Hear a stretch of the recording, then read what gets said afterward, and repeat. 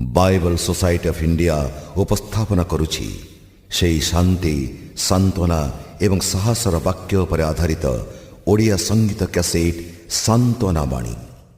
ନିରାଶ ଜୀବନରେ ଦାଉଦଙ୍କ ପରି ଆମେ ଊର୍ଦ୍ଧ୍ୱ ଦୃଷ୍ଟି କରିବା।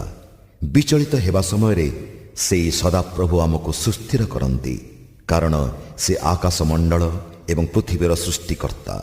ସେ ଆମର ସୃଷ୍ଟିକର୍ତ୍ତା ଏବଂ